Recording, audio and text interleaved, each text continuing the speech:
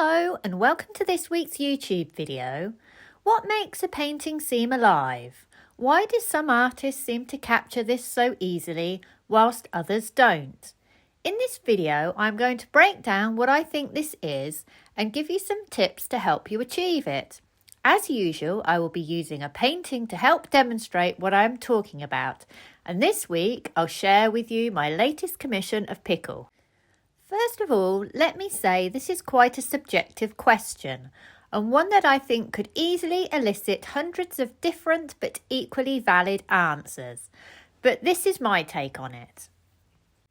I think it comes down to what the artist sees. Some artists just see the essence of their subject, whether they are painting a bowl of fruit or a person. And because they see this essence, their painting captures it and it looks alive. But what do I mean by essence? Simply put, it's what they see. For example, the artist may be drawn to the light in a particular scene, or two colours popping next to each other, or it might be an emotion in the subject matter, or perhaps an emotion that the subject matter evokes in them, or perhaps even the energy and movement that they notice in the subject. Whatever it is, it starts with their reason for wanting to paint it. I think this is very important. Without a reason, you just have a painting of detail and shapes. The artist then uses their skills to exaggerate what they see. And the painting, in my opinion, becomes alive because they show us what they see and how they see it. For example, in the original reference photo, I saw a directness of the monkey's gaze, and I felt it was looking right at me in an almost human way. This gaze is then what I painted in this piece of work. This painting was all about the colour. I was going through a very experimental phase with neutrals and the Zorn palette, so that is what I exaggerated. This one, I'm sure you can guess, was all about the light. I exaggerated it and spent a lot of time experimenting with really runny paint to try and get the effect I wanted on that window. So simply put, start with your reason as to why you want to paint the object, then use your skills as an artist to exaggerate what you see. What do I mean by skills? For a painting to be successful, there must be 5 qualities present. The first 2 elements are correct drawing and correct values. For realistic painting, these 2 have to be correct in terms of matching what you see from your object. There are instances where you can push your values, but this is usually around the background areas, and you really need to know what you are doing if you do this. The third most important aspect of painting and drawing is edges. As one object finishes and another starts, how are you going to describe this in your edge? They can be hard, soft, or lost. And this element can definitely be pushed depending upon what you are trying to exaggerate in your painting. The fourth most important aspect of painting, although I am going to jointly tie this with number 3, as it is just as important as edges, is temperature.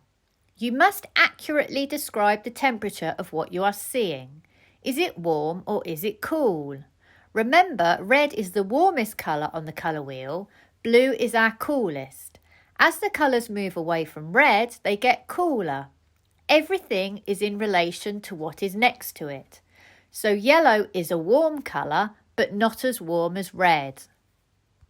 Again, this one can be pushed to a certain extent, but you need to know what you are doing. And you need to understand the pigments in your paints and their transparencies because it will affect the colours that you get when you mix them together. Temperature is quite a tricky one because it falls down the rabbit hole of colour theory, which is incredibly complicated and hard to understand. I'm still learning about this myself, but a really great artist who understands how temperature works can really push their artwork in ways that is quite breathtaking. The last element is colour. That is, what colour hue are you looking at and how are you accurately going to represent that? Again, for an artist that really understands colour, this one can actually be pushed the most. And colour can really be exaggerated to get your message across. For example, in this painting that I'll show you next week, I really exaggerated the colour of that brown in that cat's fur to give that really sunny hotspot feel that the cat was enjoying. Very often the mistake that is made is that artists do not understand these 5 elements, and therefore even if they have a strong reason to paint something, they do not know how to get this message across. Understanding painting theory will help you. There are 2 other areas that are also important but separate to these 5 principles. The first one is composition, and this can dramatically aid a painting if you understand the principles. There are various tricks you can use to help you, for example, the golden ratio, rule of thirds, and harmonic armature. The last area, which is also important, is brushwork. Although brushwork is a subjective one and completely depends upon the tastes of the artist, but it is certainly possible to exaggerate the loose and sketchiness of your brushwork to give your painting energy and life. How is this relevant to my painting of Pickle? Before I answer that, I need to show you my palette for this painting. I am using cadmium yellow, yellow ochre light, transparent yellow oxide, cadmium red, alizarin crimson, ultramarine deep, transparent red oxide, titanium zinc white.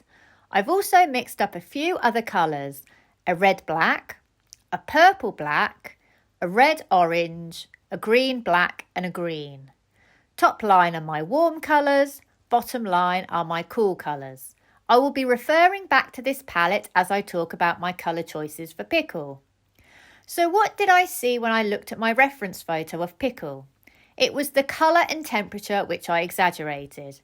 The original photo, which I'm afraid I can't show you as it was a commission, was much more neutral.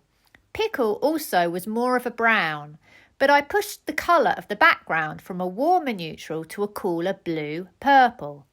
I then pushed the colours of Pickle in these areas here, alternating between my black-red and black-green and then moving across to some more saturated pops of orange. Notice how I have used 2 complementary colours, orange and blue and red and green. Complementary colours sit opposite each other on the colour wheel, and when you put them together they look amazing. They always work. Because I identified Pickles' coat to be brown, I exaggerated my neutrals by selecting reds and oranges and then using their complementaries which I knew would work. Also bear in mind, when you mix orange and blue together, you get brown. You'll also get brown by mixing red and green together too. Overall, I wanted the feel of this painting to be restful cools. I wanted it to be a peaceful painting, which is why I stuck with cooler reds like alizarin crimson and only strayed a little into my more saturated oranges, but just enough to give a little contrast to that blue-purple. Look at what happens if I adjust my painting and make it much warmer. Notice how the feel of it completely changes. I also used my brushwork to help describe the fluffy nature of Pickles' fur. If I had added medium to my paint, I would have got a different effect. The fur would have looked less rough and woolly and more smooth and neat. I wanted a rougher feel to my fur to contrast against the overall peaceful vibe I was going for with the painting.